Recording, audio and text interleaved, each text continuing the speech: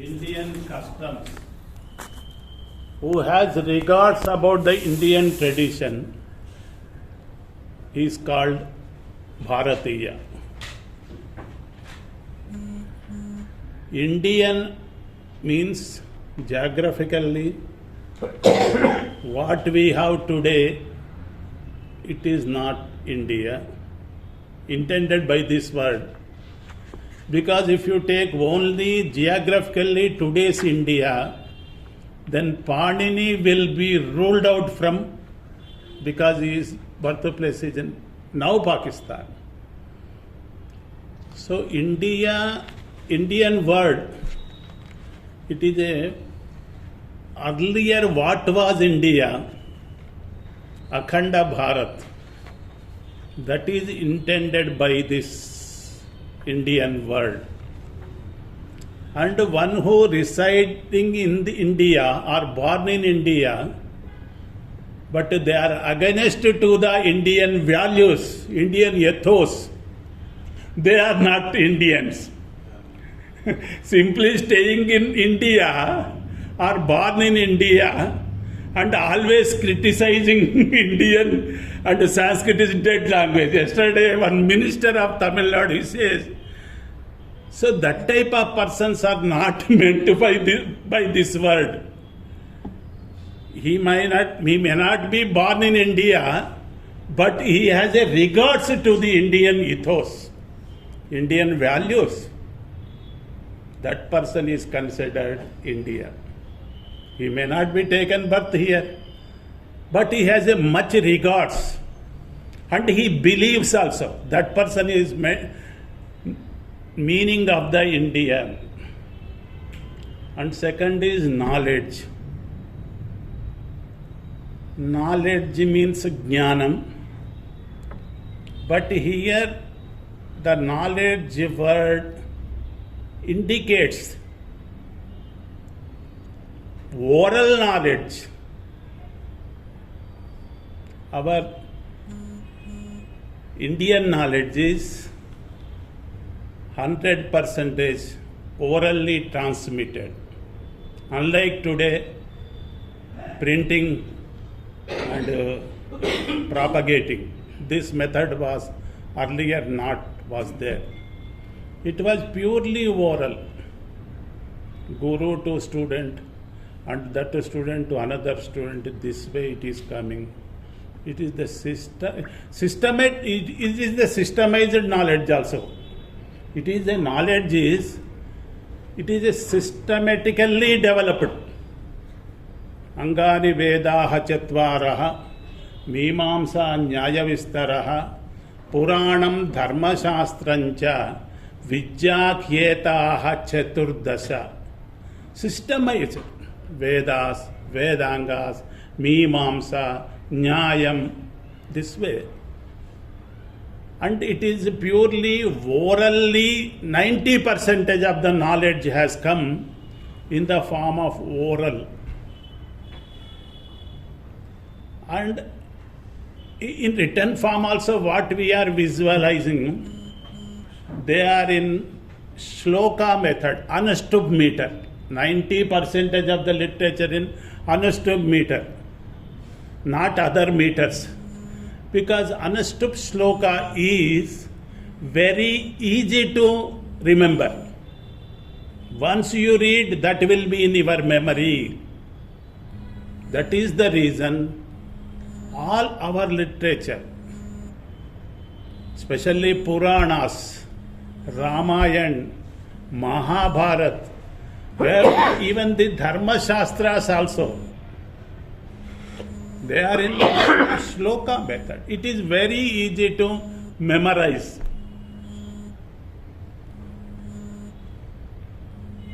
And that knowledge is coming through Guru Shishya Parampara. And it is a oral tradition. So we have there was no beginning. From the beginning we have the knowledge. With jnane, the Veda word itself indicates the meaning is knowledge. With jnane, Unlike in other languages, we have the Apaurusheya literature. In other languages, we do not have. Everywhere a poem is there, automatically there will be a poetry. Poet is there. Without poet, there is no poem in any other languages. But in Sanskrit, we have the Vedic knowledge, Vedic literature, without the other. They are the seers, not makers of the literature. Rushishcha Darshanat, he has visualized the Veda. Not he has composed, like Valmiki composed the Ramayana, Vyasa composed the Mahabharata. Okay, they are the others. But for our Vedic knowledge, Veda, there is no other at all. Yasya Nishvasitam Veda. Vidyaranya Swami clearly says at the beginning of the Veda, these are the like breathing. For breathing, we will not put any efforts. Effortlessly, automatically, we will breathe in or breathe out. Nishvasa, Uchvasa, Nishvasa. At the creation, Srushti Adav, these Vedas have come like breathings of the God. And after dissolution also, they will be permanent. They are staying then and there only. This is the eternal knowledge. And not created by anybody. Apaurusheyam. And it is transmitted orally. Oral tradition we have. Up to 1000 AD, we are Vishwa Gurus. We are number one in the regarding the knowledge. But after 1000 AD, the scene is changed. We are not rulers of our own country. We were ruled by others. Up to 1000 AD, there was a very big flourishing literature. It has a life on that time. Not only in the spiritual, in the mundane affairs also. We are no way inferior in any sciences or technology also. Even the space, regarding the space also. Atoms were discovered by Kanada. He clearly mentions what is the atom, how many atoms will become Dvenuka, how many Dvenukas will become visible atom. And coming to the aeronautics, we have Pushpaka Vimanam in Ramayanam. We have similar aeroplanes in the Mahabharatam. In Bhagavatam also, where Kardama Prajapati goes along with his wife, then he goes by the beautiful aeroplane. You take the chemistry or botany or physics or any science, not only humanities or social sciences also. We have a very big book, Arthashastra, Kautilya Arthashastra. In all the fields also, our sages, our saints, they are excelled.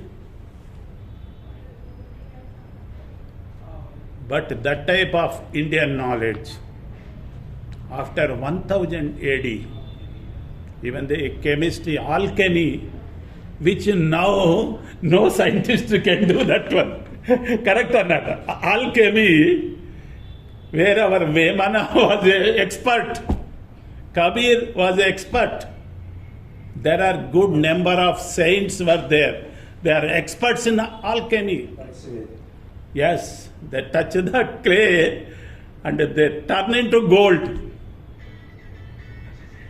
Even the physics also. What Shankara said regarding the world,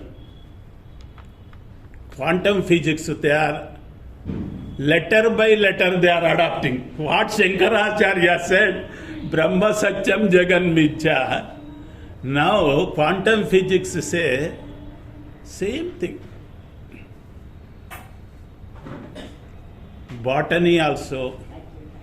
You take any science, any technology, spirituality, one part, no one has excel in this aspect. Already they taught good philosophy, good darshanas, everything we have. In the worldly affairs also, our Indian knowledge was no way inferior in front of the foreign knowledge. But after 1000 AD, the scene was changed. We are almost slaves. We were ruled by other people. What they say, that was the final word.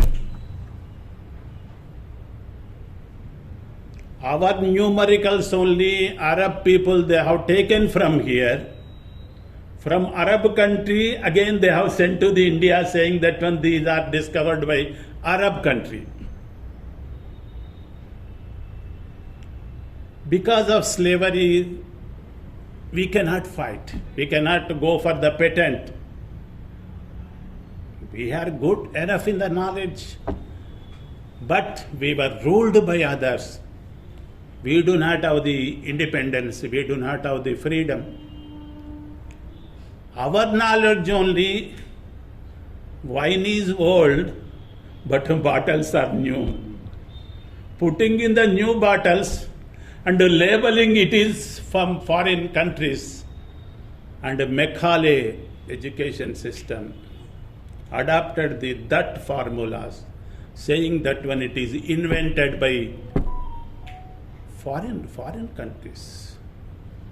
Every Indian is adopting the foreign country's knowledge. This type of teaching and learning was there after getting independence also.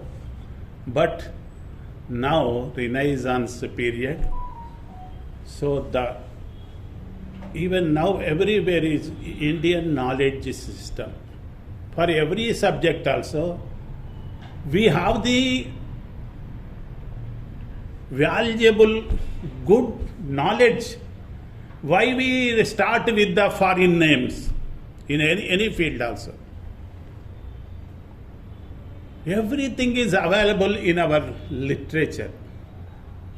So now they are coming forward to Indian knowledge system.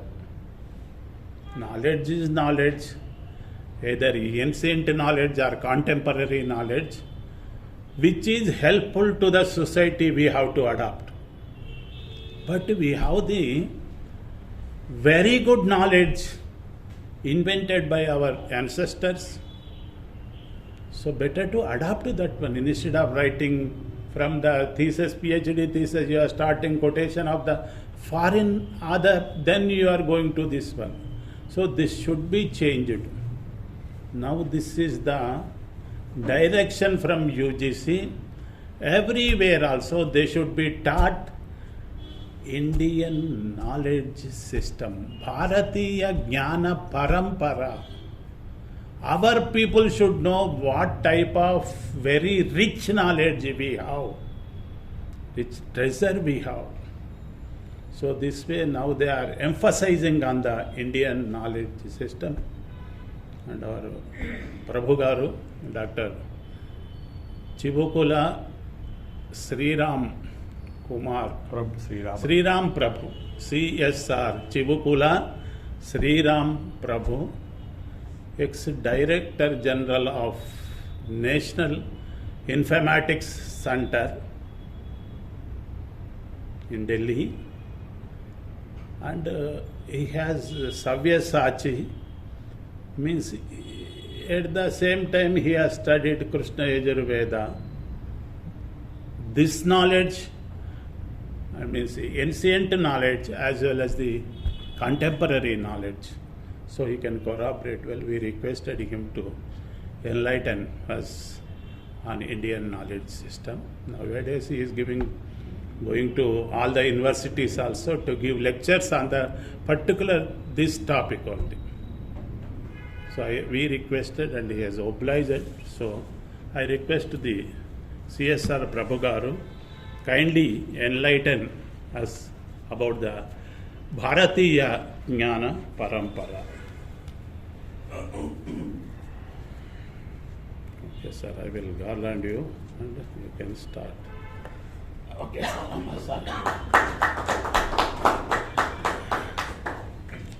Can I ask you a question or make a comment on what you said? Or opposite? On what you said? Sir, okay. The Vedas. No, we'll be covering all that. I think it is better you ask at the end. At the end of the class, you can take the time. He is doing MA now. He is very much interested. PhD in business management. Lakshma Reddy garu. Okay, sir.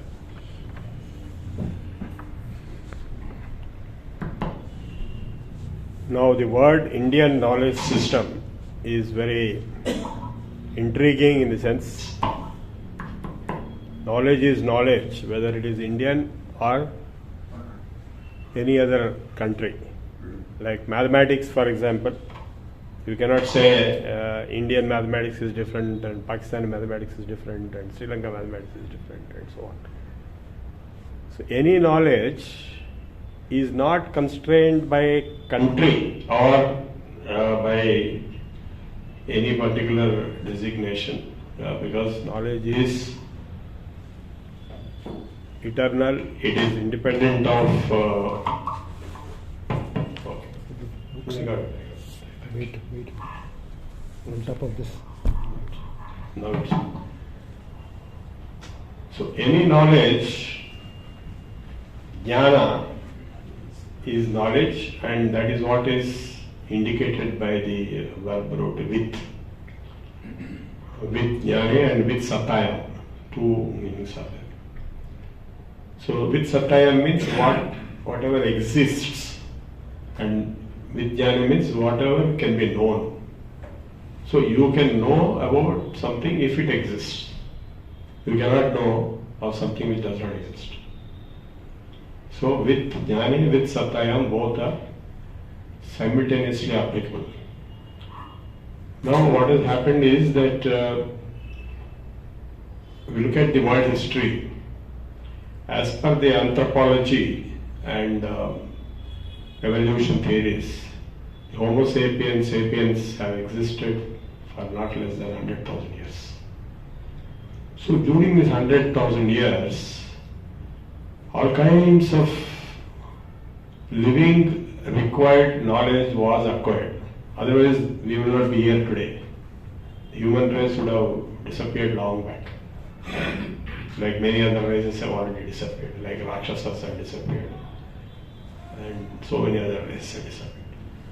So the fact that human race has survived and it has flourished and multiplied in large numbers shows that they had the knowledge of life requirements. That means first and foremost is food, medicine.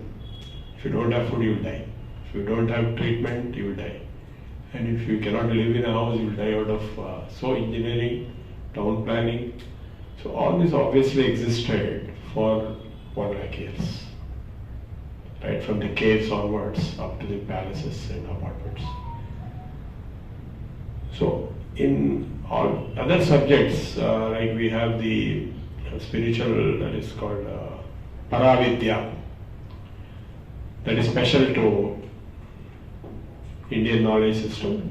And so what actually happened is that around 1400 AD, when the Britishers, 1740, Britishers started colonizing India. So in 1830 they issued a order, the Indian Education Act, Macaulay and all these ones, that all education other than English is illegal, invalid and derecognized. That means education in Vedas, in Sanskrit, in Telugu, in Tamil, in Persian, Arabic also. All madrasas and all Veda Pathshalas are all illegal, derecognized. 1830. So my own great-grandfather, he used to operate Veda Pathshala in a village called Kollur near Tenali. He was having patronage from the king, Vasireddy Venkatapati those days. He told his children, don't study Vedas. Because if you study Vedas, you will not get food to eat also. You study English. So my grandfather onwards, they studied English. I'm not giving this example, not a unique example. Almost everybody has gone through the same. So the Britishers wanted to create a clerical class who will act as interpreters between the rulers and the ruled. And that's all their objective was in the British education policy. So before the British education system was introduced in India, India had a vast network of Veda Pathshalas, Gurukulas, around 4.5 lakhs were there throughout India. They themselves submitted a report, Macaulay's report and another fellow's report. And of course madrasas also were there. And then in addition, the Vidi buddies were there. There are no counted. Every little village will have Vidi buddy to cover non-Vedic, pragmatic, vocational knowledge, instruction. In fact, it was proved that there was no illiteracy in India until the British opened the English schools. Because everybody knew their language and everybody learns something, either Vedas or their Paddabala Siksha used to, that is the Vidibadi Paddabala Siksha, which contains like an encyclopedia with everything. And the rest is all vocational activity like farming, carpentry, 100 different types of professions. So only when the British declared that all these education institutions are invalid, illegal and to be closed, and only English schools have to be approached for studying, they opened English schools which were paid. Previously there was no payment, all education was free. It was supported by the kings and other rich people in the society. The moment the British did this, you had to pay the fees and admit your child into the English school. And then 95% of the parents stopped sending their children to schools. Only few people sent.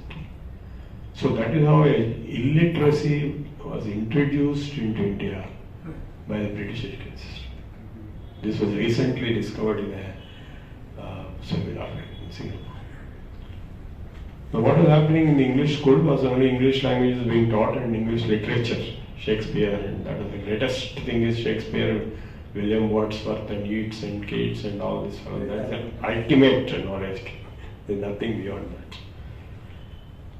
So coming to the political development within the British rule, first part was the East India Company rule, during which they respected Sanskrit language and Indian knowledge and Indian education and Pandits and learned Sanskrit. The ICS had compulsory Sanskrit language and they respected, revered the Sanskrit scholars.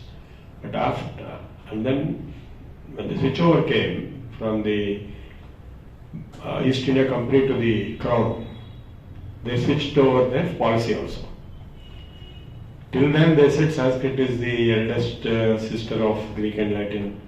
So therefore in Sanskrit is the motherland, India is the motherland of all cultures of all European nations.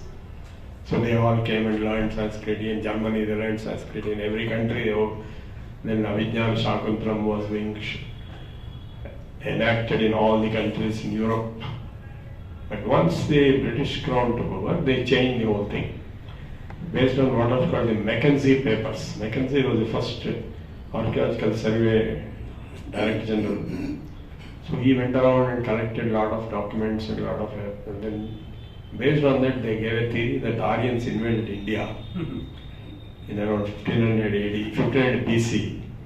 And when they invaded, they came on horses and they were singing some songs. And those songs are called Vedas. And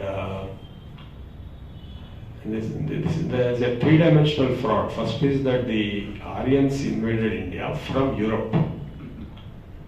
And they drove the locals to South India from North India. See how smartly they try to put three in one fraud. Then the Aryans were singing songs, cowboys on the horses, and whatever they sang, they are recorded as the mantras of the hymns of the Veda.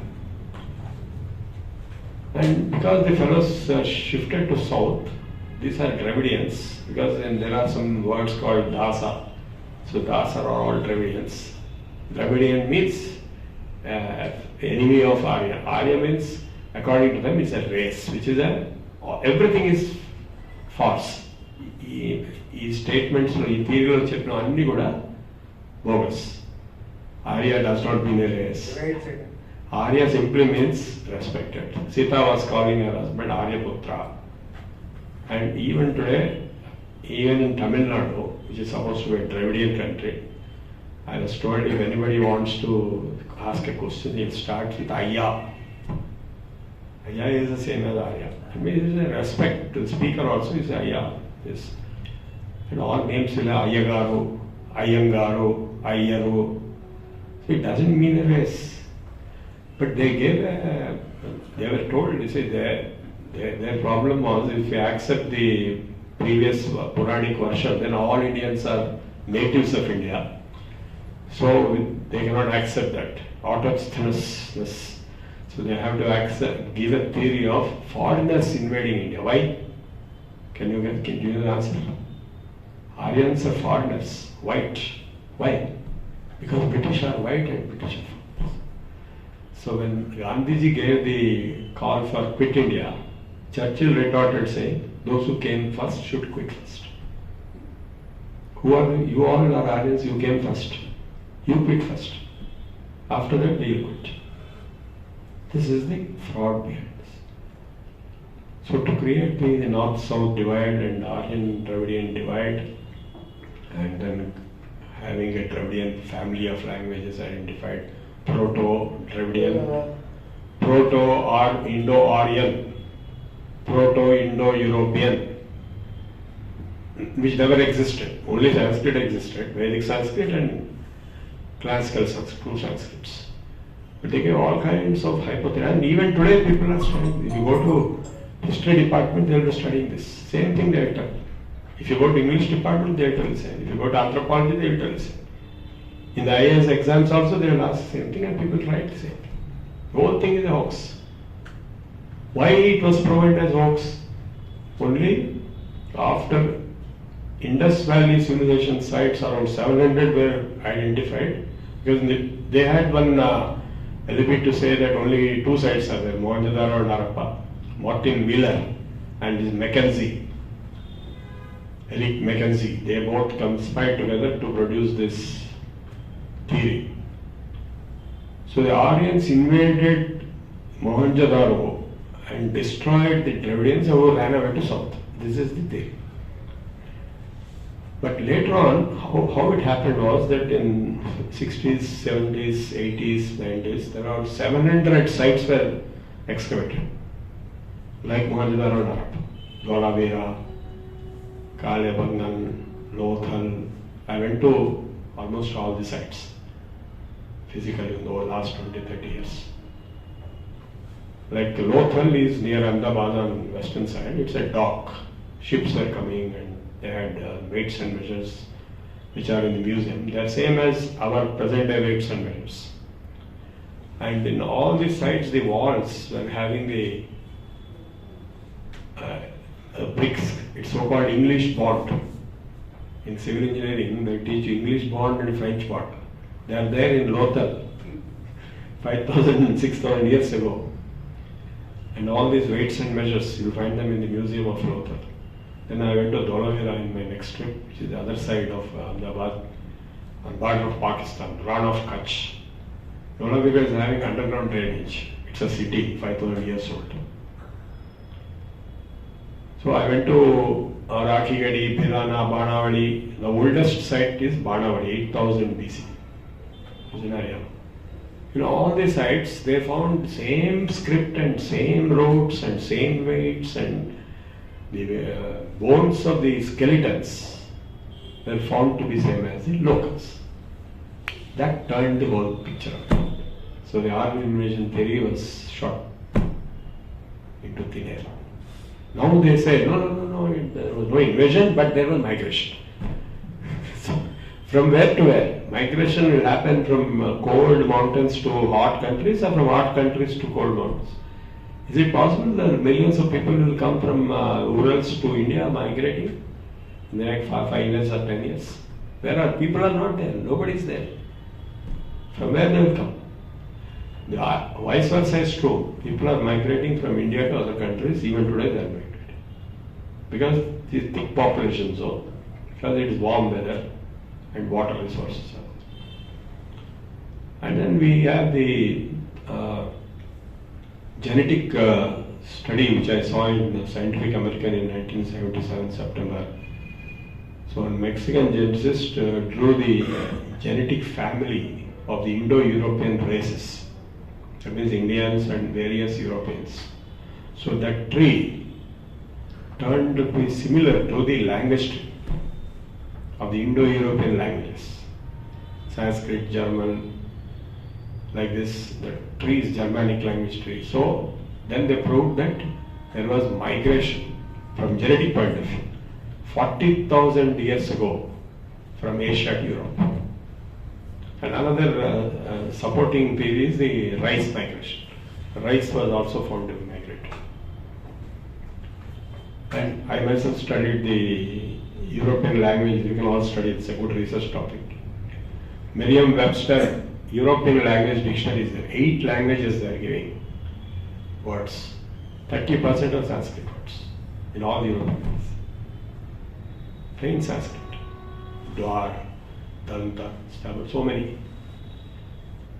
And more Sanskrit words in Russian, German, and Italian than this English is like latest. There were no English. In England, people spoke French. There was no English. English came later, last. French is much more older and much more classic. And Latin, of course, is their parent language. Latin is almost same as Sanskrit. Why? So then they said 40,000 years ago there was migration from Asia to Europe. Rice migration also there. Genetic tree is matching the language tree. All are matching. So with all these evidences, the Aryan invasion theory went for a toss. Now coming back to the education system. What Macaulay did, Macaulay was a member of the Commission of British Government, Law Commission. And he was roped into the education field by the Governor General, and then he gave this education policy. He thought only by English education India can become progressive, otherwise it will become retrogressive. He didn't accept any worth in Sanskrit literature or Persian literature or Arabic literature. Close all that. Open only English schools. And similar thing was done in Australia also. Of course, Australia there was not much problem. There were aboriginals. They don't have any literature. They don't have any education. So today we are all speaking English. We are the children of Macaulay, because he said after 200 years we'll have millions of brown Englishmen and women whose blood and color may be Indian, but in their thinking, mind, heart, intellect, they are British. They think, feel, and act like English. That's exactly what happened. The plan was to permanently colonize India. Second part was a failure. due to the freedom movement and various people like Gandhi, Subhash Chandra Bose and so on who threw them out. Otherwise they permanently would have settled. So now coming to the core Indian knowledge system, which is nothing but the Indian education system. It had two parts, the Paravidya and Aparavidya. Paravidya is meant for moksha, nishreyasa, and Aparavidya is meant for abhyudaya. Yato abhyudaya nishreyasa siddhi sadharmaha. This is Kannada's definition of dharma. So for the purpose of nishreyasa, we have certain topics, certain books, which are aiming at understanding the nature of the supreme self, supreme identity, supreme personality of Godhead, or whatever name you give. The rest are all coming under Aparavidya. According to Mundaka Upanishad, Rigveda, Yajurveda, all are Aparavidya already. Because they are not necessarily resulting in self-realization. Only certain Upanishads and their summaries like Brahma Sutras and Bhagavad Gita, they become Paravidya. So this entire Aparavidya, comprising of Samhita, Brahmana, Aranyaka, Upanishad, Veda is originally supposed to be Mantra Brahmanayo Vedaha, only Mantra Bhaga and the Brahmana Bhaga. Mantra Bhaga means all the Suktas, Purusha Sukta, Sri Sukta, all the Suktas, chapters. Now I want to give a little bit insight into this. Yeah. Veda is considered Apaurshaya, no doubt, but there is a Mantra Drashta Rishi who is also assigned to each Sukta and each Mantra also. Like Gayatri Mantra, Vishwamitra Rishi, Savita, Devata, Gnir Mukham, like this it will go on. So Vishwamitra is the Rishi. And Chandas is the meter for remembering. Then there is a very important third item called Devata. What is this Devata? Normally Devata means goddess, God, religion, blind belief, prayer. But the reality is something else. The word Devata is interpreted by Yaska. Does not mean any of this, what we normally think. It simply means subject. The subject of that Sukta or Bhu Suktam, Prana Suktam. Like this, so many Suktas are there. They are explaining, if you read and try to understand, explaining the structure, functionalities, interactions, and various phenomena that take place in that subject. Like Bhu Sukta, we talk about Bhu, how the diamonds are formed, how world is formed, and what is happening inside, and what kind of heat is there, all that kind of thing. And if you take Prana Sukta of Advaita, it will talk of life processes. Sauram is about sun, Arunam. So now this is the key point on which I wrote a research paper about 15 years back. It's called an integrated framework for science and Veda. Because if Devata means a subject of nature, and each chapter of Veda is an elaboration of that subject of nature, what is science? Science is an elaboration of the subjects of nature. Bhu Sukta is geology, Varna Sukta is hydrology, and so on and so forth. So there is no difference between Veda and science. In fact, the word Veda means science even in Czechoslovakian language in Prague. They have Institute of Veda in their language, which means science. A lot of people don't know these facts. So there is no difference between Veda and science. Veda is the science of at that time, and science is the Veda of this time. Both are science. You can show identity. Now coming to the Puranas, the stories are there, which are personifications of the Devatas. Bhu Devata came and wept. She put her hair like this. And she said, I can't produce food. I became weak. So Prabhu Chakravarti performed certain procedures, after which Bhudevata will start giving food again. What does it mean? This is what the story is for Prabhu and like we can give the equivalent of it in modern times. Why Devata was in ICU in Delhi. Supreme Court gave a judgment 20 years back that diesel has to be banned in Delhi. All TTC diesel is banned. After that, Vadi Devata came out of ICU, but is still in hospital till today. If you go to Delhi, you will enter hospital and ICU also. That is a proof. So similarly in Veda mantras there are many other mantras like there is a wheel, Dvadasharham, 12 axles and 720 spokes, half are white, half are black. And the wheel goes on like that endlessly. We all know that wheel of time. 720, that means 360 nights and 360 days and 12 months it goes on. So this way many Veda mantras are explaining the scientific phenomena in an allegorical manner, sometimes in a riddled manner. Udupu Katha, riddled manner. And the Puranas try to interpret it as story form, but the Veda directly tells without stories, and there are a few stories in Veda also. Personification of the abstract or physical devatas. Devatas are of two types, gross and subtle. Gross means all physical devatas are gross. And their combinations. Prana is devata. Prana is the result of combination of Agni and Vayu. Agni Vayu Samyog conjunction results in the creation of life. That we all know. No.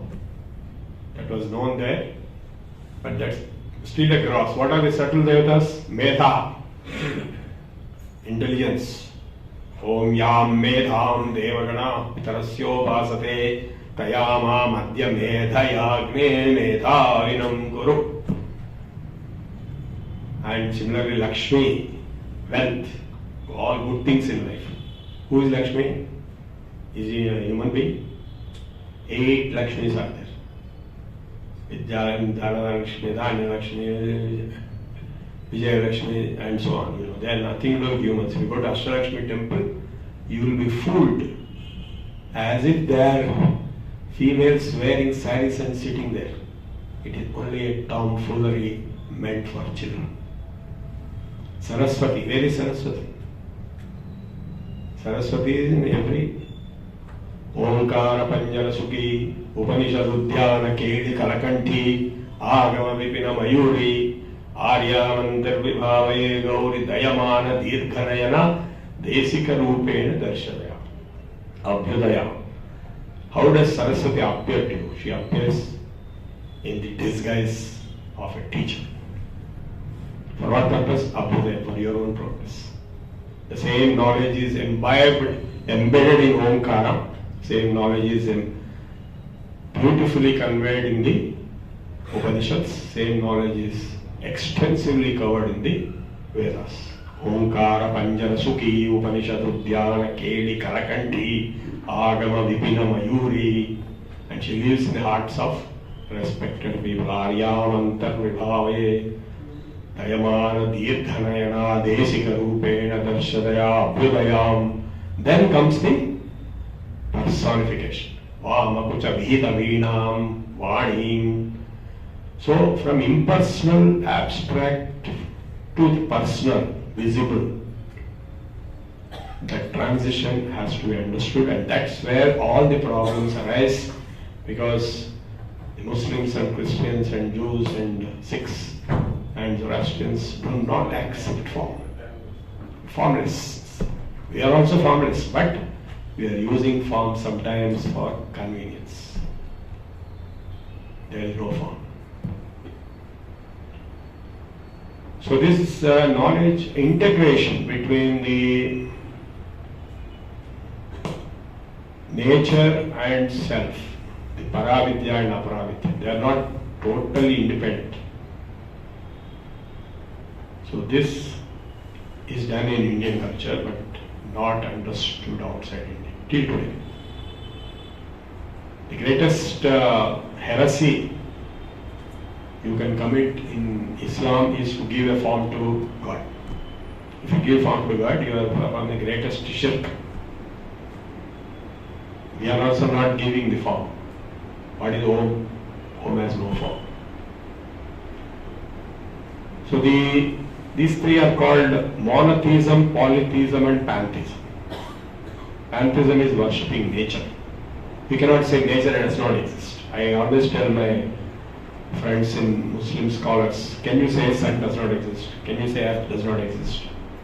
Can you say anything in nature does not exist? Then how do you explain? They have no answer.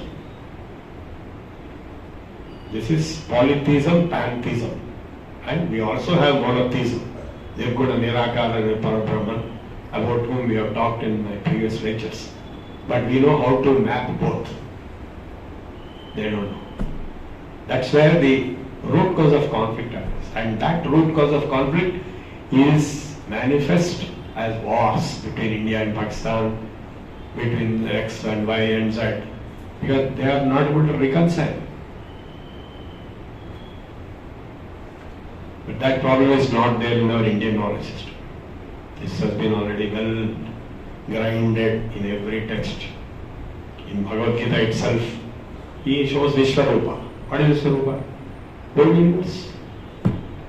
Who is he? He is formless. Avajananti ma mudha manushim tanumasrita param bhavam ajananto mama bhuta maheshwaram.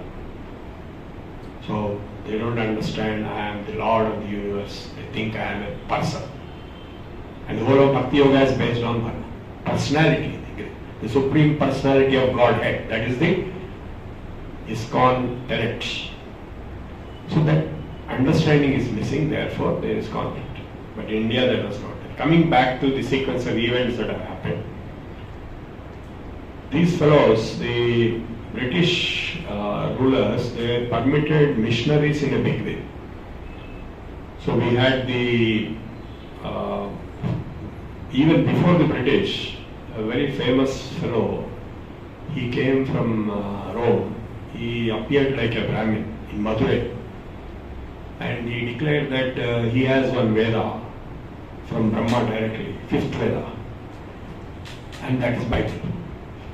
And he appeared like a Brahmin scholar. And initially people believed in all that. And later he was exposed and he was killed. And then like this, so many efforts they made.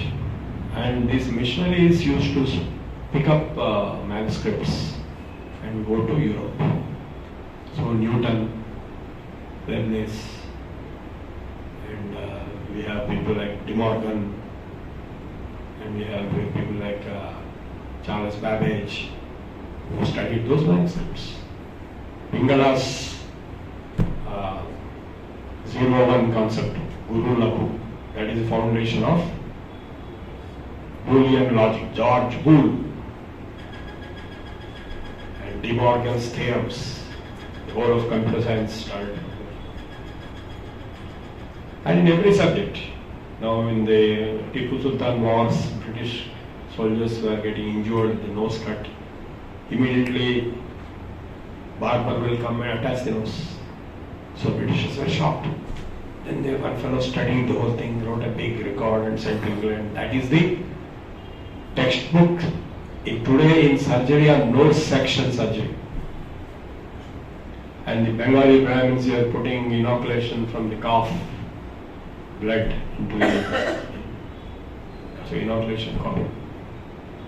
They don't know anything. They copied everything. And then they put their names. Sulba Sutras of Bodhayana contains the first declaration of the Pythagoras theorem, which they copied and put Pythagoras theorem, Greek.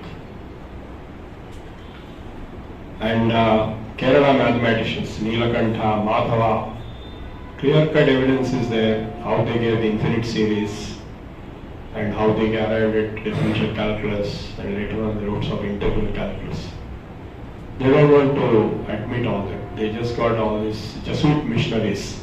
They carried these manuscripts and they put their names. Now they are forced to accept. Just a few days back, I saw one fellow called Booker. He's openly telling India is the source of all scientific knowledge. Even Einstein told, but for Indians there will be no decimal number system, 0 to 9. If decimal number system is not there, how can you have science and technology? Because the previous Roman number system is 1, 5, 10 like that, X is 10. How many numbers can you write? Here we have units up to 10 to the power of 44. In Veda Mantra itself, Ekacha, Dashancha, Sahasrancha, Visancha, like this it goes on up to 10 to the power of 44. And even number series, odd number series in Rudrajhaya, Namakam Chamakam, Ekacha, Dashachame, like Vivinachi series. So all this, they behaved as if India did not exist. So this is a typical behavior of all these fellows. If you listen to any Christian missionary, he will talk as if there is nothing outside Bible. The whole world is not there. Similarly, these fellows, the mathematics, physics, chemistry, they wrote down everything as if India doesn't exist. And they were only yesterday, they were not there, say 1,000 years back. Al-Biruni is on record in 1000 AD that Indians, Hindus, he used the word Hindus, were more advanced than the Greeks, the Chaldeans, the Romans, Arabs, in all subjects, mathematics, physics, chemistry, and everything.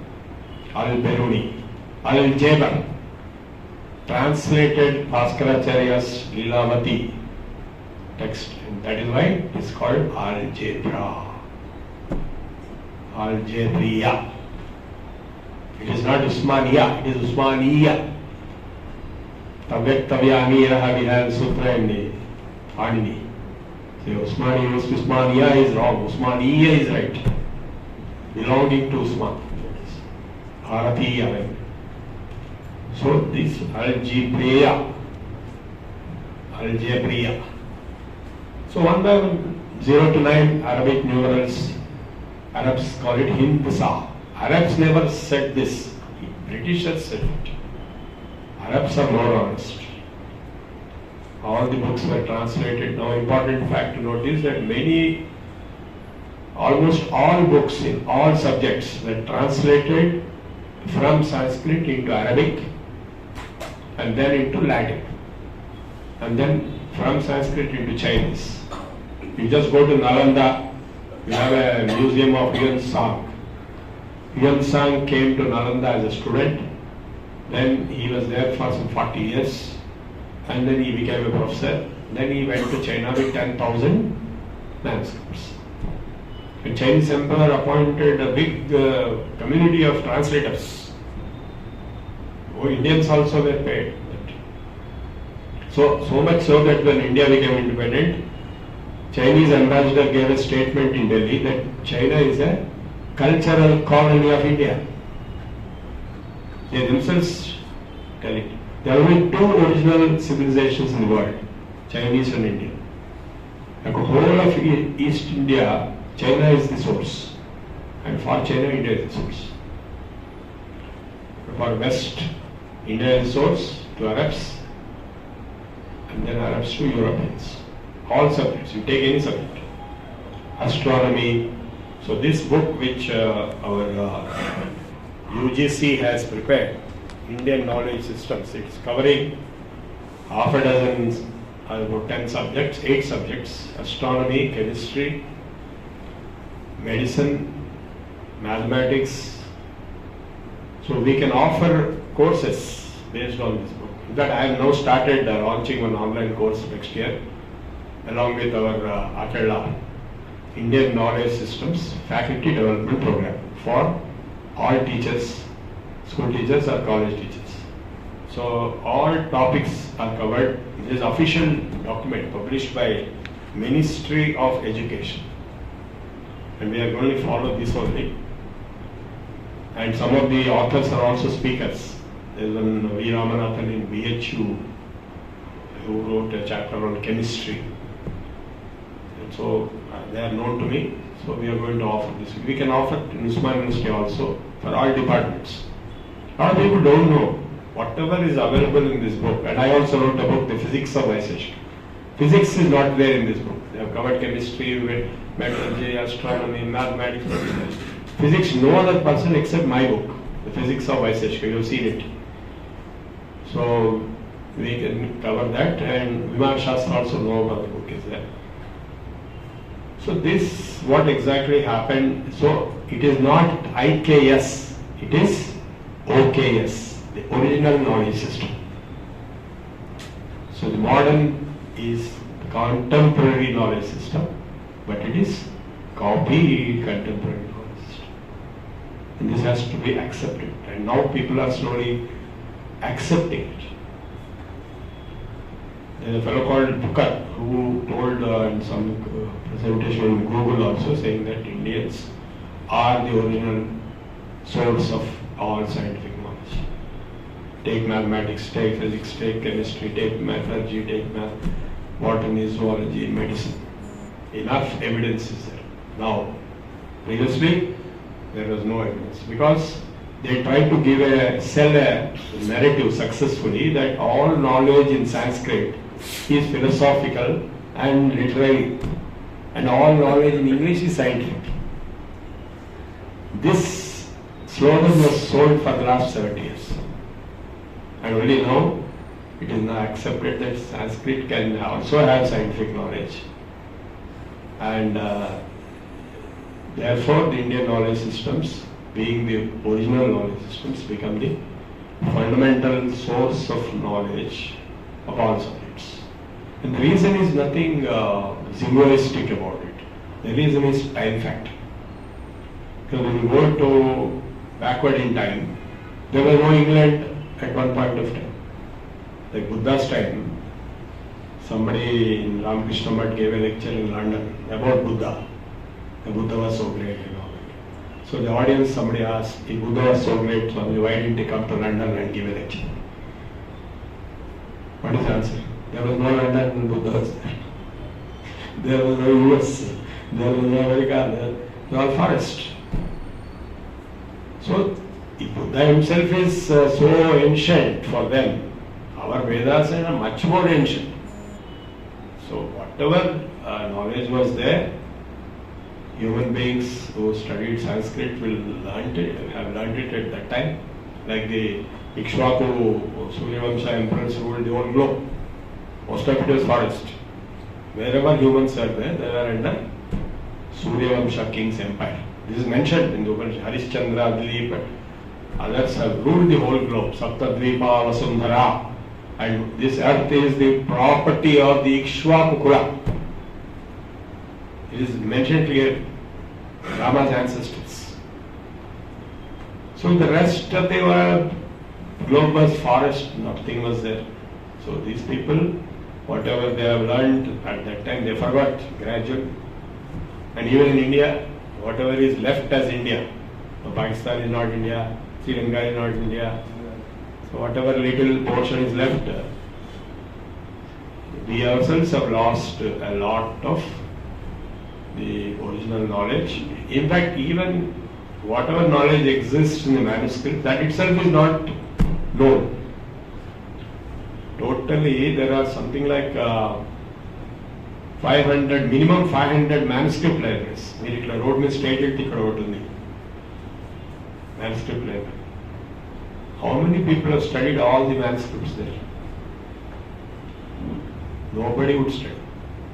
And if you go straight on that road, there is a state government archival manuscript. Vedavyas is studied. Nobody studied all these things. And I went to Tanjavur library, Saraswati Mahal, 22,000 manuscripts are there. Not only Sanskrit, but Tamil also, Telugu also, Hindi also. Only 150 are printed. In yoga itself, I found some text by people like Gorakhnath, which have never been printed. Nobody knows that that book exists. So all the books, all knowledge which you are getting is from only those books which are printed. Out of 10 times, 100 times more than what are not fit. Let alone what are lost. Lost are lost. But even those present, we are not able to access. That's why Prime Minister is always screaming, manuscript mission and all that is there. It is a long run process.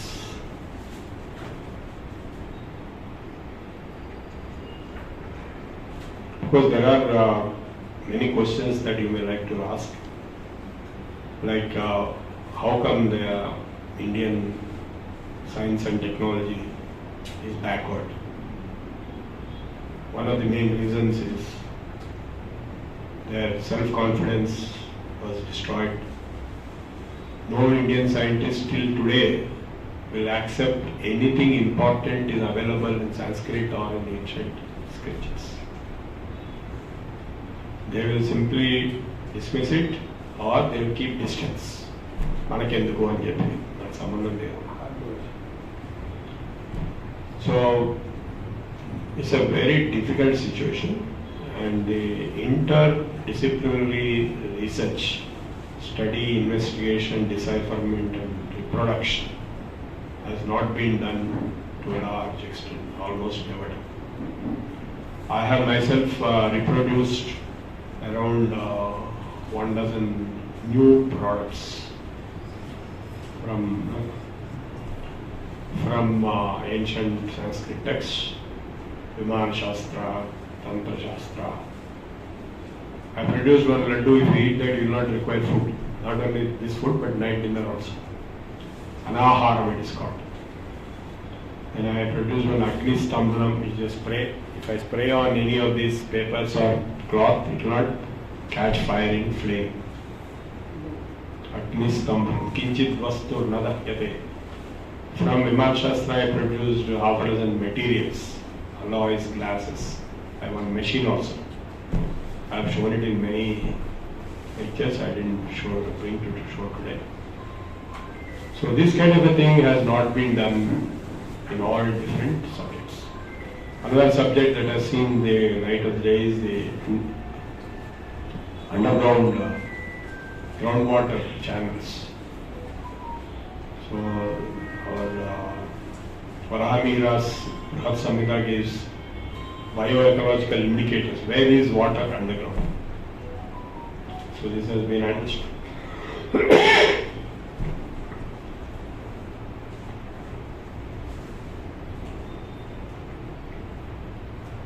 Vedic mathematics is very popular. Non-Vedic mathematics is not so popular, which is the proof of the original source of mathematics. All the what we normally consider commonplace, sine, cos, tan, trigonometry, they are all there in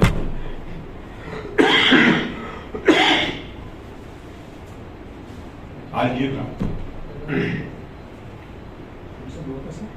What we have today is the English copying and reproduction by giving a separate name of the original Indian source, Sanskrit sources in all these subjects. Do you have any questions? Yes, sir. Although Britishers have been instrumental in damaging our reputation and compared to the Arabs, Muslim, we should appreciate that they have been able to consolidate largely whatever they have taken from here. And, it's not so simple that they have done all this straight away. See, Germans have also taken. So during World War II period, before World War II, many German spies used to roam around, even in my mother's village, and they used to kidnap scholars also and manuscripts also. So Germans were the first to build V2 rockets using our Sanskrit text, Vimana Shastra and other texts. And when Dandi Patla, famous person, his photo is there in Germany. All this. So Britishers got to completely split. Then they tried to figure out, but not much, and the true advancements in science and technology came from America by German Jew scientists who were in Germany and captured by the Allied forces after the Second World War, and they went to NASA, and they are the ones who did everything. And they all know Sanskrit, including Einstein, Oppenheimer, Max Planck, Fermi, and so many. They were all Jews, and they all know Sanskrit. And they studied all scriptures, they got many ideas, and they implemented very successfully after World War II in America. So it was America who did everything, not England. And before America it was Germans, yes. Question I have is, we have vast knowledge, Vedas, the origin is Bharatiya. Any tree whose roots are not deep entrenched, we get uprooted even when the mid cycle comes. So for thousands and thousands of years, the very rich knowledge of Bharatiya knowledge like Vedas, etc., had been limited to a very small section of the society. 50% of the population, women are kept away. Out of the rest of the population, the three categories are left away. Sudra, the Kshatriya, the Vaishya are kept away. Four. Total four. Are kept away. Three are kept away. Three are kept away. That's, anyway, all these statements are not exactly true. I'll respond. Please finish your question. This is my very limited understanding. Since the knowledge was very limited to a few sections of the society, it was vulnerable for getting thrown out by other. So in a way, the Indians who actually limited that knowledge to only very limited sections of the society are also responsible for not spreading it right across. That is your view. Shall I respond? Please. Yeah. Unfortunately, it is not a validity statement. I'll prove it right away. Firstly, if you take the percentage of population, the Brahmin castes on whom all the attacks are being made, they are the smallest percentage. They may be 3% in South India and 10 to 15% in North India. And second point is that those few people, they were not having control over the society because they were not kings and they were not money handlers. Both kings and money handlers were other castes. Please note this very important point.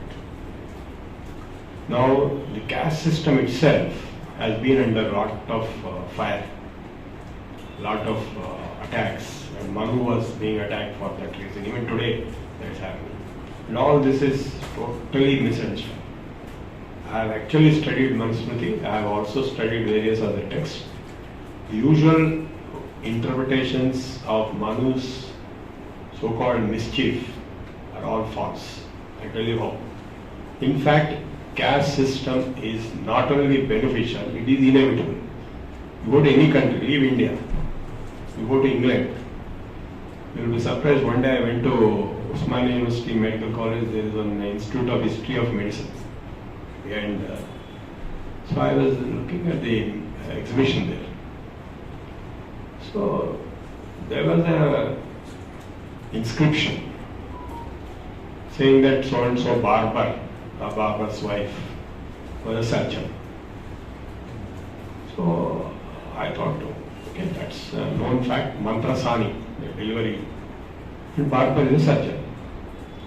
So next to me was another visitor, very important man, IAS officer, Prashant Mahapatra, who just came back from England.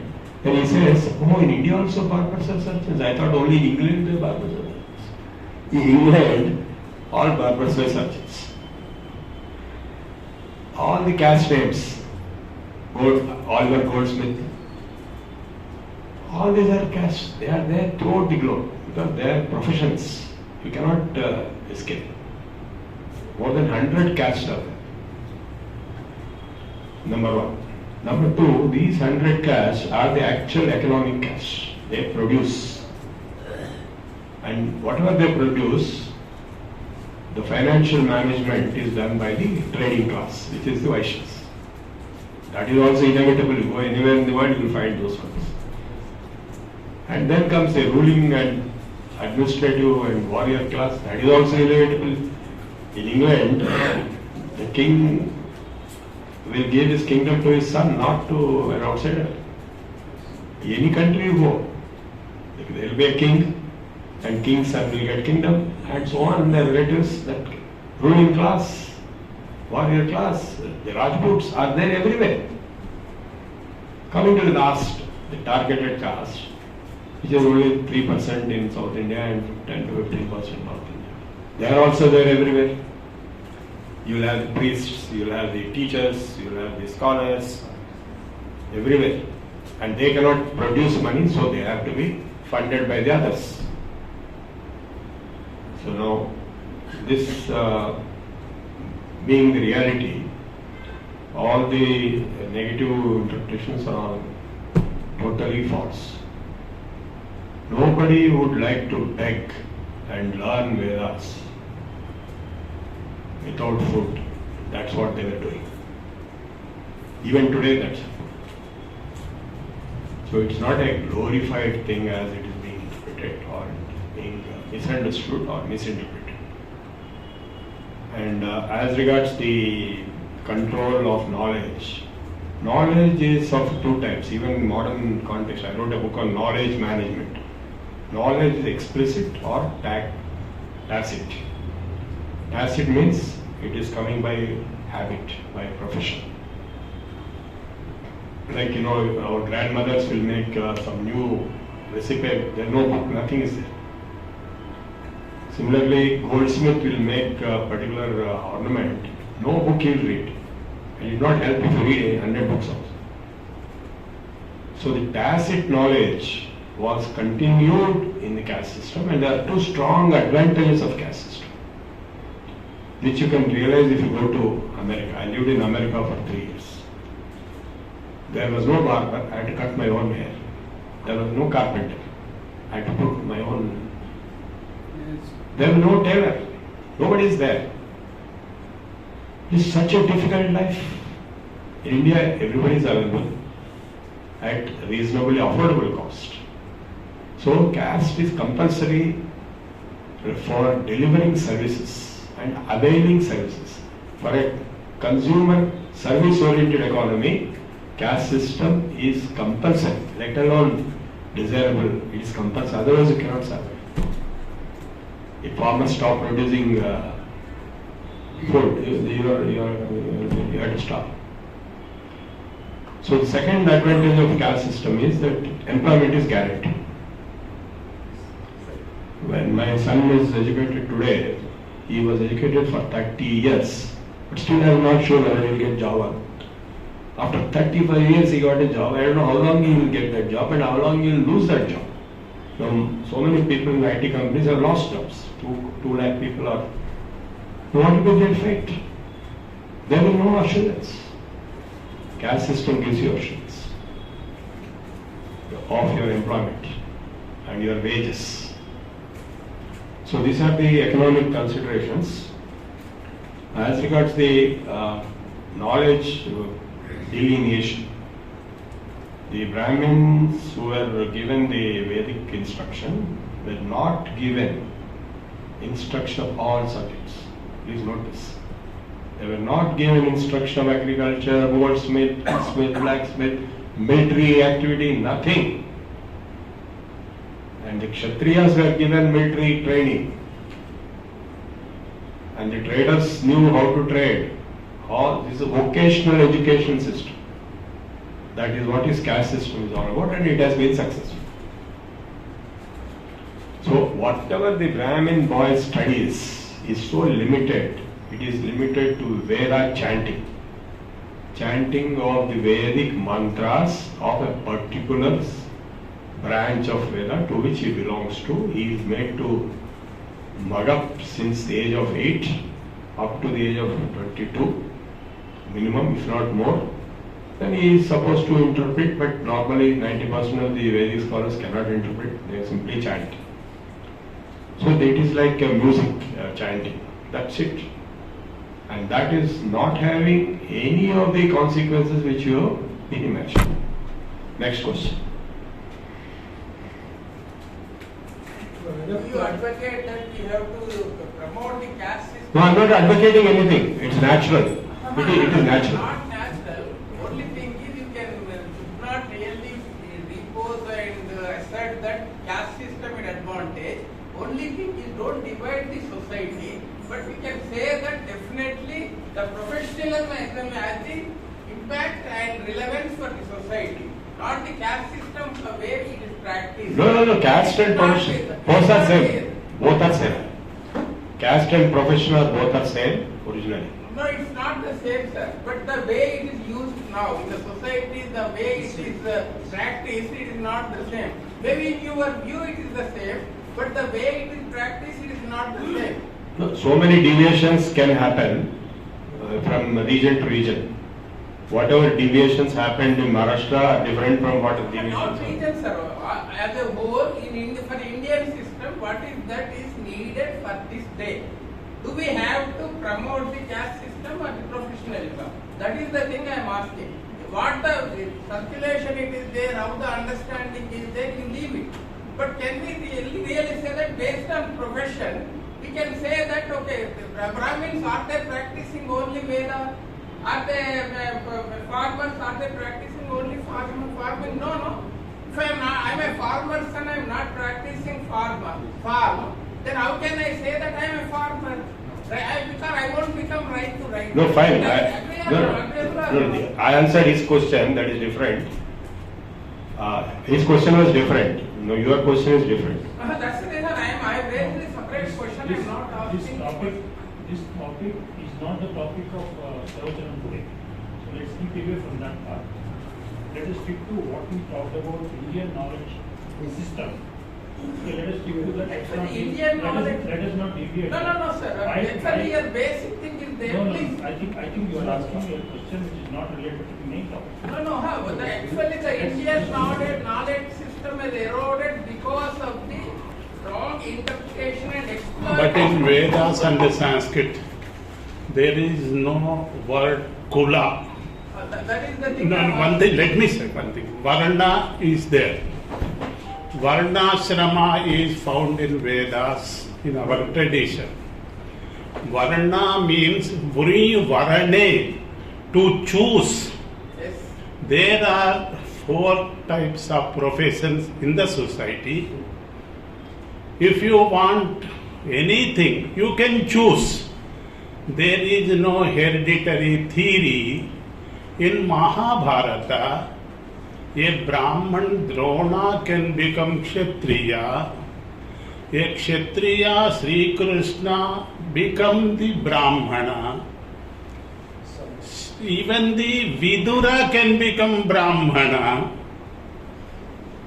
Varna means to choose, because society should run smoothly, means there are 4 types of persons are required.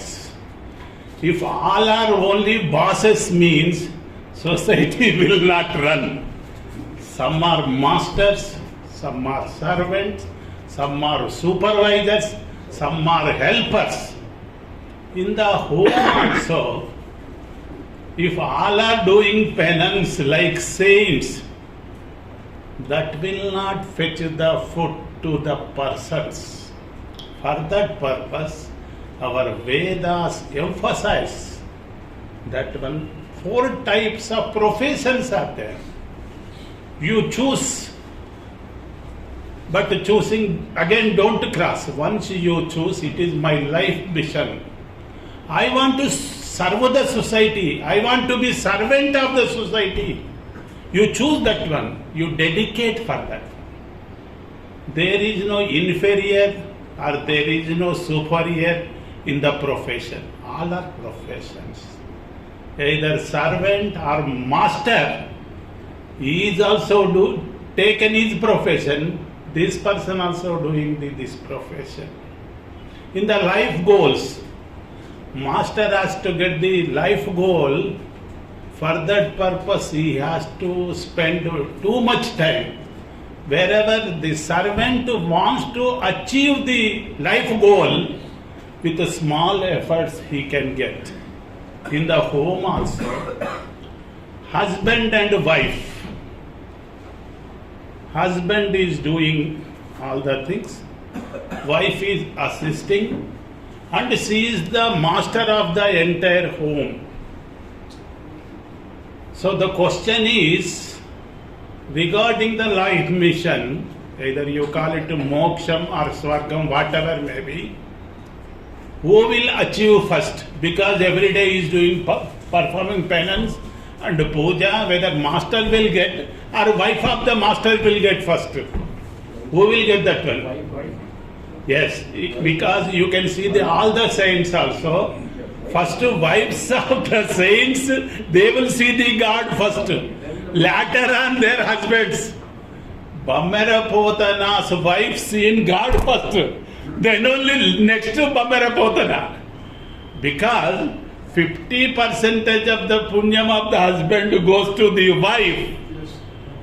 And 50% of the sins committed by her goes to transfer to the husband. In the society also, what the servants do some sins that will go to masters. Raja Rajya Krutam Papam. In his kingdom, if any ordinary person can attempt any crime, that sin goes to in the account of the king only. He is the master. Even though servant is committed, but it is the wish of the master he committed. So everywhere, even though there is no superior, inferior in all the varnas, actually speaking, Shudra can get moksham immediately instead of a Brahman. Life mission and treating every work is common. Work is, there is no difference between a master's work and a servant's work. Correct or not? During the Vedas time, that was there. But what happened? There are 4 types of professions are there. Then they were given the freedom to choose. At a stage, all are becoming the bosses. All are going to this servants. This is happened. Then Manu, to make balanced, because 25% is 25%, 25%. If there are in all the class also 25%, then society will go smoothly with this positive idea, hereditary system. Otherwise, going to all our IAS officers only, there is no attendant to clean the office. Or all are becoming attendants, there is no master to supervise the office. Imbalance. Because Varna, as I said, choose. Choose means all are choosing. All want to become IAS officer means, is it society will run smoothly? There should be IAS officers. There should be superintendents. There should be clerks. There should be attendants. Then only that society will run smoothly. And all the profession, work is worship. Whether servant's work or master's work, there is no difference at all. Yogaha karmasu kaushalam. You do with skillfully. As a master, not only a master, even the servant also, skillfully he can do. If he keeps the neatly entire premises, then only one can study or one can teach. Because his contribution also equal to the teacher of the society. Teacher is teaching, no doubt. But when teacher can teach, if the classroom is free from the dust, and looks nice, then only he can teach. If full of the dust, they are unable to sit, what teacher can do, you tell me? Sir, I think we are deviating from the Yeah. Yeah, Any yeah, other that is questions on correct. that? Yeah. No, that is Yeah. that. One Let suggestion, me ask sir. another question, one last question. Ah, yes. Lakshman Reddy garu. What I have understood from what you said, even what I am now doing MA in that evidence with us. Devata, the definition is given Pratipati Vishya. It is not a form of God or something like that. My question to you, my earlier understanding, the limited understanding, is what I understand from what you said.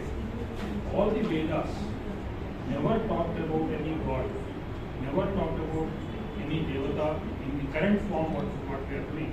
It only talked about the science of water, the science of earth, the science of air, the science of space, and on chemistry, physics, all that kind of stuff. There is no mention of any current so-called God. No, I'll explain. See, this is a very delicate thing. Suppose you take Vidya, knowledge, Medha.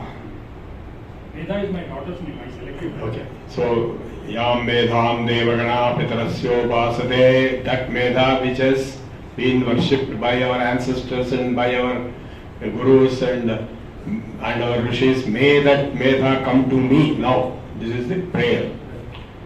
So here what happens is that if you take a purely scientific, so-called scientific or objective view, there is knowledge and books are knowledge, institutions are knowledge, professors are knowledge, over.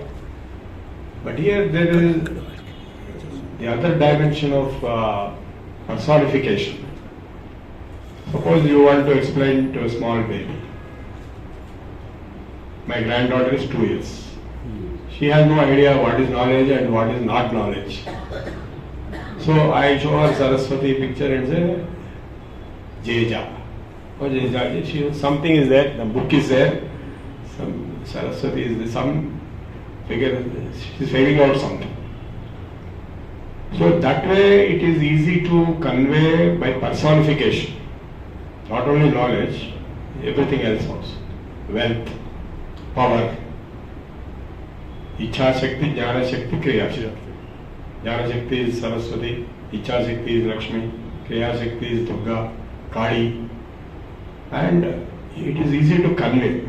Then there is an important issue of psychological power and acquiring assertive statements, acquiring that power through assertions. You know, it is like supposing you tell a child, you are a useless person, you cannot do anything. Every day you tell that person really becomes useless. Even a patient in hospital, the doctors have to tell, no, you will be alright, you are healthy, you are going to walk, run, then that fellow will become. If the doctor goes and tells, no, you are going to die in next 2 days, that fellow will die today itself. So the psychological aspect is there. So assertions అనేవి ఏవవుతున్నాయో అంటే నాకు ఇది కావాలి, నేను అది అంటే నేను నాకు ఇది వస్తుంది, పాజిటివ్ అసర్షన్స్, అక్కడ ప్రేయర్ అనే కాన్సెప్ట్ వస్తుంది. మంత్రాస్ వస్తాయి, ఉపాసన వస్తుంది, టెంపుల్ వస్తుంది, ఇవన్నీ వచ్చేస్తాయి. They are all related to each other. So when people go to Saraswati temple near arts college, they all know it is a temple, it's an idol, but they are not looking at the stone idol. They are looking at Saraswati, who is knowledge. So that is how Hinduism has converted the abstract into gross. In other words, as Ganapati Stava says, we know how to instill or install God into stone. It need not be stone, it can be paper also. It can be painting. So this is personification, Rupakalankaram to start with, but then it will become much more than that. Like on this issue, Vivekananda was also challenged by many of the people on idol worship. How can you justify idol worship like this? So he was in Alwar Maharaja's place at that time before going to Chicago. So Alwar Maharaja was also an Arya Samajist, a Brahma Samajist who doesn't accept idol worship and temples and all these things. So Vivekananda saw one big painting of Maharaja, and he asked that painting to be brought down and kept here, and then told his minister to spit on it. The minister refused to spit. He said, no, Maharaja is sitting separately, you are not spitting on Maharaja, you spit on the paper. It's only a paper. No, never spit. So, psychological association. Same thing when you go to airport, unless you show your ID card, you will not be permitted. You may be Prime Minister also, you may be anybody. Because your ID card is taking greater importance than yourself. So the idol worship is to be understood in this manner. It is not exactly idol worship. It is the worship of the concept which is represented by the idol or image or picture. Like Shiva Lingam. Lingam means indicator. There is just a cylinder. If you want to take geometrically from a small point, when you extend the point it will become a line. When you convert into 2 dimension it will become triangle, triangle will become square, square when you rotate it will become circle, circle in 3rd dimension will be Shiva. So all creation is indicated. So it is a science by itself, that is called Agama Shastra, which was not there previously. In the Veda Mantras, there is no Agama thing is there, it came later. Nigama and Agama. So Arya Samajas don't accept Agama Shastra as a Shastra.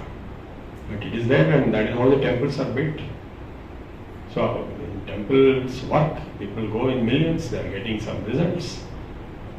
So temple science, Agama Shastra, is based on Tantra Shastra, which is based on Mantra Shastra, which is again back based on the Vedas and Upanishads at the top level. Any other questions? How to translate the knowledge? What definitely we accept that original knowledge system was there with us, but are we in a position to use it for the benefit of the society? Or how to take out at least small portions of it and start utilizing it? How to go about? Correct. We are claiming that we have all this knowledge system, we are initiate, we are origin of the knowledge system. All that things are perfect, no problem. We will be convincing others, that is fine. How this knowledge system can be used for us day-to-day life? Immediately, can we start harvesting and using that? Absolutely. Or understanding that, how to go about? Absolutely. If you read this book, you will find all the answers for all. And a book we can read. No, I'll give you the answer. Understanding. Yeah, you take examples, subjects. Suppose you take medicine. You take medicinal plants. Ayush. Right now, you are feeling cold, you want to feel hot, and you want to recover from cold, fever and all that. You can use tulsi, boil tulsi in water and drink, immediately it will happen. Like that there are 2,500 medicinal plants which work. In Pragati resorts, have you ever been there? Go to Pragati resorts. 20,000 plants are available. You just go and pick up. It's called aromatherapy. You just walk there, you will be treated. This is just an example I am telling. Similarly, yoga. Yoga works. And music works.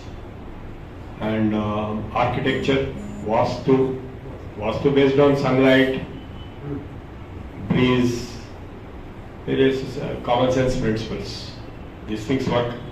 So, now what is very important for your answer to your question is that many of the texts are lost. And whatever texts are not lost, they are not printed also. They are there in manuscript form. So a lot of work is to be done to interpret the existing manuscript into translations in Telugu, English, Hindi, then produced to the outside world, and whatever are lost are lost. One question. It's not definitely a question, it's a point to be analyzed. See, our old knowledge system, where in all the subjects in the nature, we were on the top. What was our deficiency in the society which made us to succumb to a fellow who has come without any knowledge and intrude into our area and capture all our knowledge, gone there, and he himself proclaimed as he is the original source of knowledge. And it took so many hundreds of years for us to realize and trying to come back to our old glory.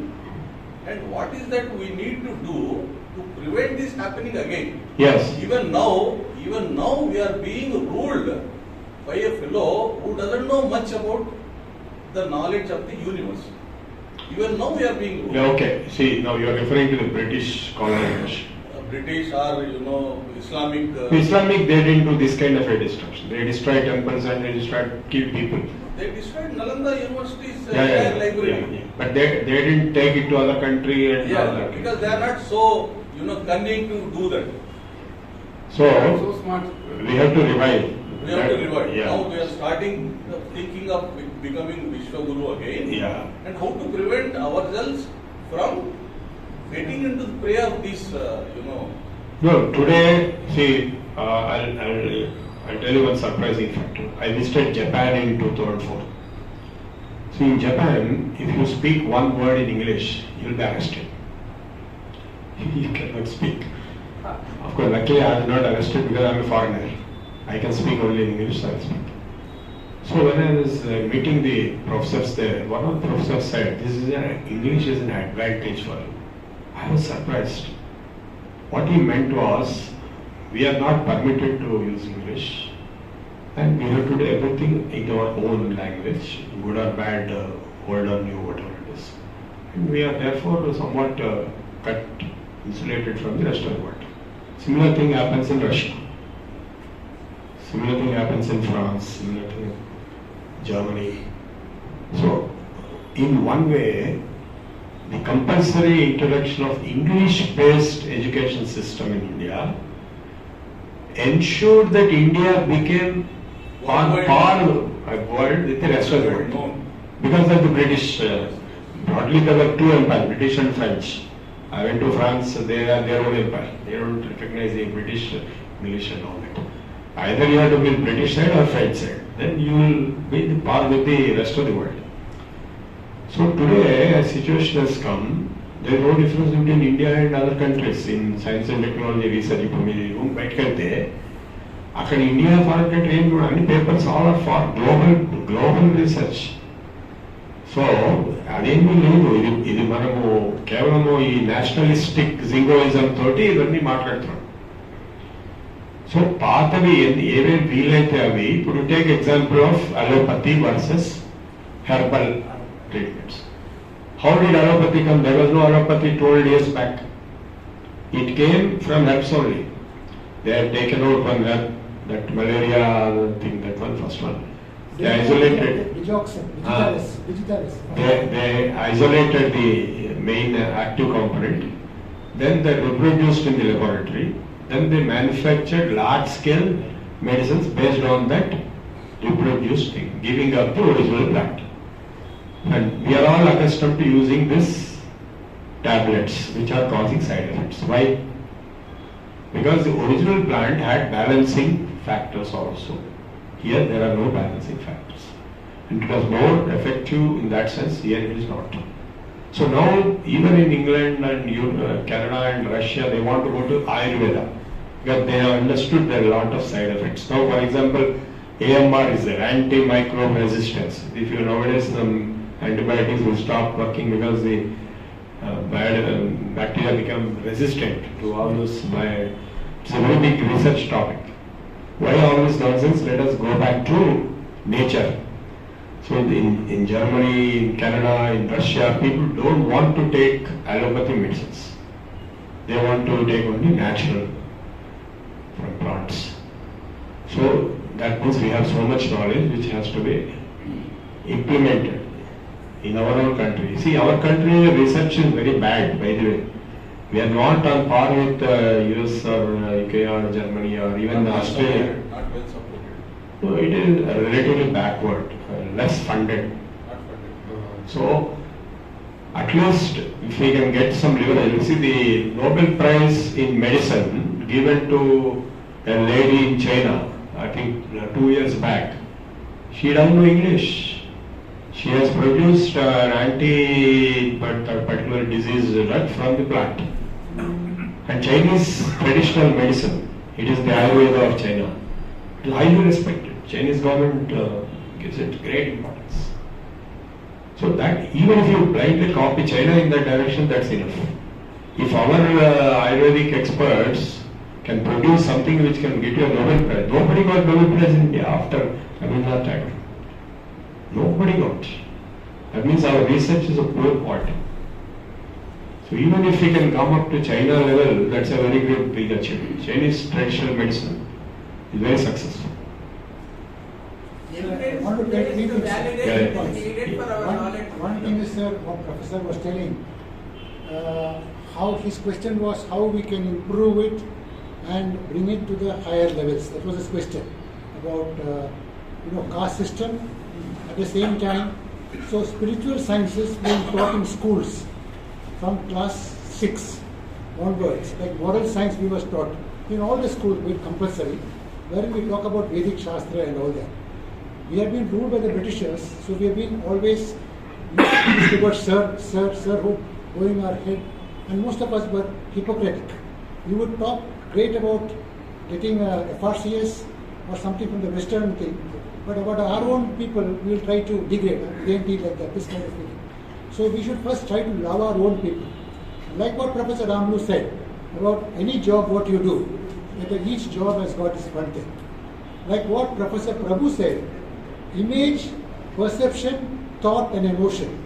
So Saraswati's image comes in front of us, so immediately Saraswati comes in our brain. And whether it is a barber, whether it is a Shudra, whether it's a Brahmin, when I say Vishnu, a different emotion arises in me. When I say Shiva, Rudra, different emotion. So that is, our brain is geared to that. Now all these things can be achieved, and like what you said, sir, all the Brahmins were asked to repeat from the age of 8 all these Vedic things. For instance, it was not there in my life. They excelled in their classes because of the neurotransmitters, because they were doing Nirantaram, all this Punol, that thing and all those things, regularly. They had that achievement and they got their IITs and they went out, and most of them in the Silicon Valley and all that you find are all who have been practicing that. So this is my... Absolutely. We are not Actually, our knowledge system needs to be evidence-based now. We have to take even whatever is possible. We have to develop the acceptable system for everybody. That is the thing I should be translated. Absolutely. You see, the very serious topic of interdisciplinary reconciliation of modern versus ancient on the same topic. Take biochemistry or plant pathology, plant medicine and Ayurveda. They are totally independent right now. Because the so-called drug analysis, drug design is not there in Ayurveda. They have their own. Ayurveda books are giving some ready-made formulas. See, similarly in Vastu, temple, if you go and ask Sthapati, he will not give you any equations of strength of materials and all those things. He will simply say it has to be 3 times this, 4 times that, and 5 times this, and constructive. He knows by his, in his book, but previous books may be having the, he doesn't bother. So there is a lot of gap. The bridging has to be done. Interdisciplinary research is compulsory. Now, national education policy is emphasizing on interdisciplinary research. So in JNU itself, they have opened biochemistry, Ayurveda, interdisciplinary research center. Unless we do that, we don't go anywhere. And now new scheme they have adopted is, any Vedic Pandit can just go to IITs now and have direct interaction and do research along with the IIT professors there. They have opened a scheme now. How far it will be useful, we don't know, because these fellows can't speak English, those fellows can't understand English. Actually, opening, you should have the open idea to accept at least what that particular system of the knowledge really indicates. Yes. That is the thing first. Absolutely. And unless and until we develop the open attitude to accept something and validate it, work with your own way of thinking. No, another thing is, it's not necessary that only one way is always the right way. There will be multiple ways. Chinese is different way, Ayurveda only.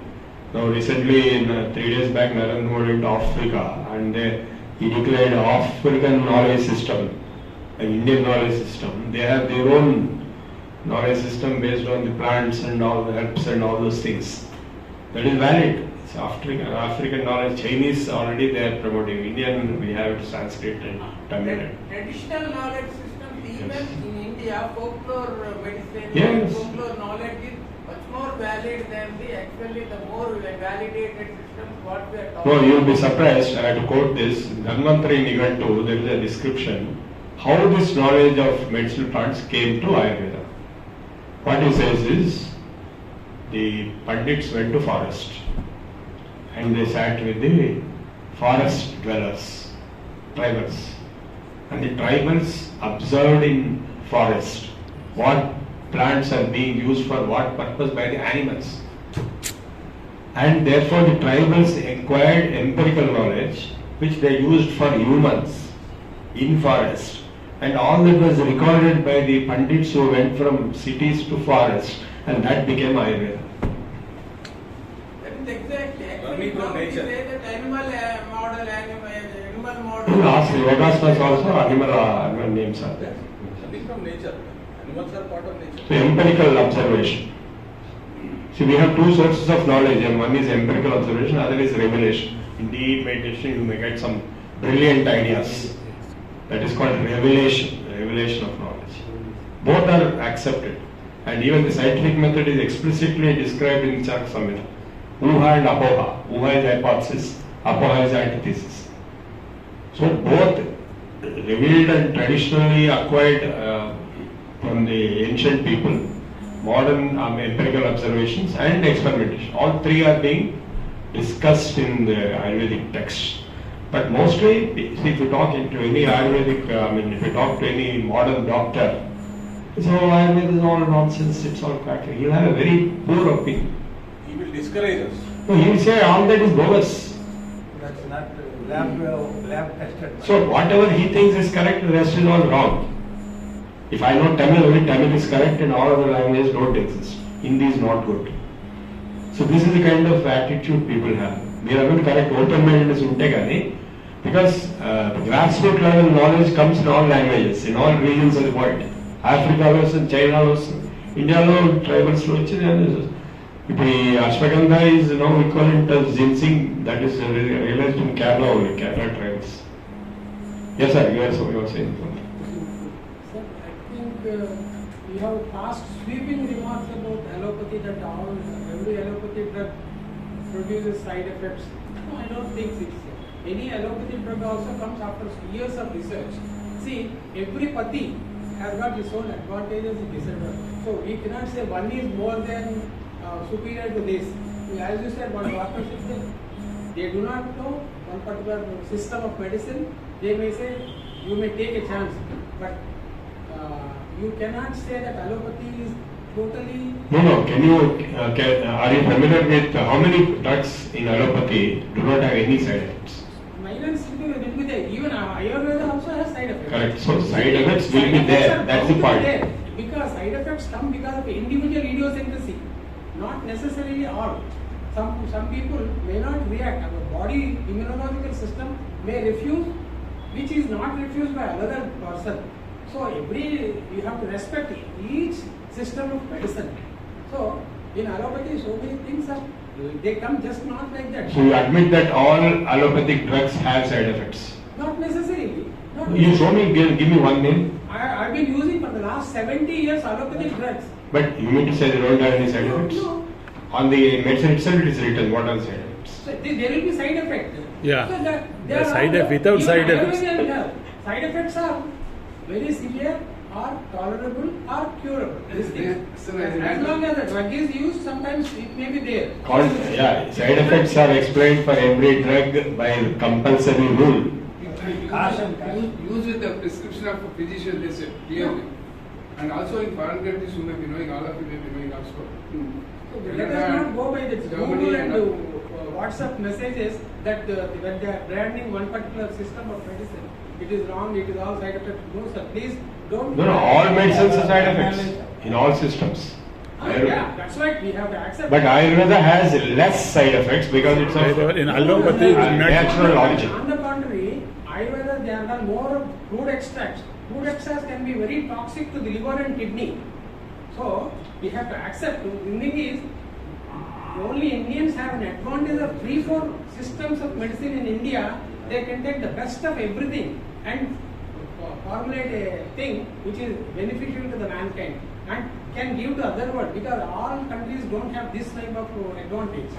So all not don't. No, but there is a lot of bias. You see, most of the allopathic doctors do not want to admit Ayurveda as a medical science. How many doctors you have visited? How many say like that? No, sir, not all. See, you cannot take either BFP. I am only happy if there are people who like what you are saying. Allopathic also. Supporters of the allopathic also there, but maximum people. No, speak. Going on strike, sir. No, they filed cases. Yes. Yes. The reason there was because Patanjali were promoting Ramdev Baba. Yeah, pharmaceutical, telling that our neurophysicians and neurology as a subject is bunkum. We are prescribing medicine for seizures and things like that. And we were against mixology. That Ayurveda, Unani, the government wanted to bring everything into one from third year onwards. That is going to become disastrous because each one has got a separate line. Alchemy has got one line, allopathy has got one line. So what we said is, you have Ayurveda doctors being paid more, there's no issue. But I fully agree with you, Ayurveda is safe compared to allopathy. Comparatively. Allopathic has got more side effects, Yes. and we go according to symptoms. Ours is symptomatology, whereas Ayurveda is not symptomatic treatment. It goes to the core. I disagree with you, sir. But there is a point here, sir. It also goes diagnosis, they don't need Okay, not symptoms, sir. No, sir. I'm a doctor. Okay, we can discuss separately, sir. He is also doctor, sir. One thing is, let me say, both are MBBS doctors we have here. Accept a point wherein any research-based technology or development is to be accepted. Anything will have little side effect. Yes. Okay, then I'll ask you one Maybe question. less- I'll ask one question to you, sir. Please. So, honorable people, Please. I'm a psychiatrist. I give you a medicine, Pitipin, Okay. which is the Brahmastra, which is for all psychotic condition. Okay. In our country, Hmm. which we have been here now, democratic since 47, with that prescription, the pharmacist is supposed to have a book. In that book, he can also prescribe, I can also prescribe. But now they say only psychiatrists can prescribe. Now he comes to your shop, he takes the same prescription, buys 10 tablets of Pitipin. He goes to another medical shop, again he gets 10. We have no way of monitoring. No, that's a system failure. It is not technology failure. That's why It's a system failure. what I'm saying is patient is not educated. Okay. And the doctor should also tell the patient's religion. There should be regulation by the authority. Therefore, not- That's what, it's a system failure. Sir, great. If I love you as my patient, you are my sister. I will do everything for you, including giving my life for your sake. That is all what I take. Not just prescribe some medicine and give you some injection and go. No. I want to save it whether you take the entire thing. There are so many examples I can give you in my practice. Therefore, it all depends upon what I can do. Majority of doctors, he may be an exceptional case that he goes into the core. Majority of us, we make all viral fever. Comes with fever, we just say broadly viral fever. We go to an Ayurvedic person only when all the English medicines fail. Homeopathy fails. Among the Ayurveda, homeopathy is much better. Homeopathy is much better than allopathy. And Ayurveda is the best, in my opinion. And I am a physician with 40 years experience. Thank you, sir. Thank you. Let us close. The time is over. So, Agami Shukravasare. 1 minute. No. Actually, we should not really overrule that this is good or that is good. Yeah. Actually, when we Best say, way out for of it. example, even thalidomide, one drug which is developed by the allopathy medicine, actually created all congenital malformations and so many problems in the society. Actually, newborn were getting so many problems. Yes, cough. Sometimes what happens is whenever a chemically synthesized medicine is made and brought into use, it is not 100% pure, it can have some impurities, and those impurities really cause the problem. And similar way, Ayurvedic also Yeah. what happens... Arsenic poisoning has happened. Unnecessary components are added which are toxic to the body, it is not good. No, purity. Actually, even the whatever is the most essential things for the body, if they are taken in excess quantity, they are toxic. So purity is also a question. Chyawanprash with arsenic and all is caused havoc. He's talking about teratogenic effects. Teratogenic effects in pregnancy. Side effects are not same for all the human beings. When Side somebody is effects also pregnant, keep changing now it has happened in depending on the America, when they banned a medicine in their country given for the morning sickness, and they market it in India. In America, you can't sell it. They were selling it in India. How do you like it, sir? How do you like that? Teratogenic effect. I'm a lady, I'm pregnant. So that's why I belong to a system of medicine where there are no drugs at all. That is yoga. Thank you. No, sir.